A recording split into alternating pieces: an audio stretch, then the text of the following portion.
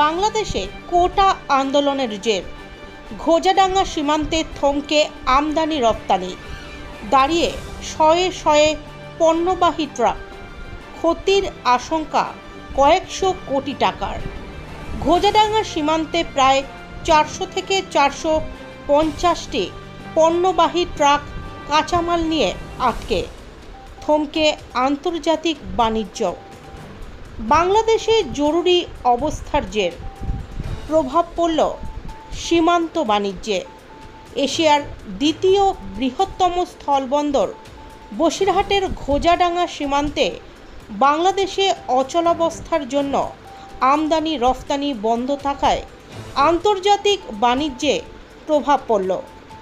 সমগ্র বাংলাদেশ জুড়ে ইন্টারনেট পরিষেবা বন্ধ থাকায় ঘোজাডাঙ্গা সীমান্তে দাঁড়িয়ে হাজার হাজার পণ্যবাহী ট্রাক, যার জেরে সীমান্তে এন্ট্রি হচ্ছে না বাংলাদেশ থেকে ভারতে আসা ও ভারত থেকে বাংলাদেশে যাওয়া কোনো ট্রাকের তথ্য, আর যার জেরে ব্যাহত হচ্ছে আন্তর্জাতিক বাণিজ্য, যার ফলে ক্ষতির মুখে প্রচুর জরুরি পণ্যসহ কাঁচামাল যেমন টমেটো, কাঁচা লঙ্কা, পেঁয়াজ, আদা, রসুন এবং বিভিন্ন ফল সেগুলো দাঁড়িয়ে রয়েছে।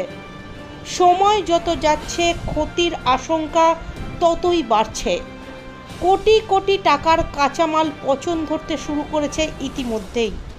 যদিও ভারতের সীমান্তে কোনো সমস্যা নেই, কিন্তু বাংলাদেশ সীমান্তে ইন্টারনেট পরিষেবা বন্ধ থাকায় কোনো পণ্যবাহী ট্রাক নিচ্ছে না। ফলে উত্তরপ্রদেশ, মহারাষ্ট্র, বিহার, পাঞ্জাব ও অন্ধ্রপ্রদেশ সহ ভারতের বিভিন্ন রাজ্য থেকে আসা ট্রাকের চালক ও খালাসিরা বেজায় সমস্যার মধ্যে পড়েছেন। এদিকে তাদের খাবারের রসদও ফুরিয়ে যাচ্ছে, অন্যদিকে কোনো রকমভাবে ট্রাক চালক ও খালাসিরা দুমুঠো অন্ন জোগাড় করে সীমান্তেই রান্না করে খেয়ে বেঁচে আছেন। এই সময় যদি দীর্ঘ থেকে দীর্ঘতর হয় তাহলে তাদের আরও সমস্যায় পড়তে হবে, এমনটাই আশঙ্কা করা যাচ্ছে। বুধবারে রাত্রেবেলায় আছি, এখানে আজকে নিয়ে হয়ে গেল 4 দিন, তা গাড়ি কোনো স্পটও হচ্ছে না, কোনো কিছু হচ্ছে না। তা বাংলাদেশের লোক বলছে বাংলাদেশে দাঙ্গা লেগেছে, ছাত্ররা আন্দোলন করেছে, এই নিয়ে এখন গাড়ি যেতে যাচ্ছে না। ট্রাক 600 দাঁড়িয়ে আছে? হ্যাঁ, মিনিমাম তাও 1000-1200 ট্রাক দাঁড়িয়ে আছে।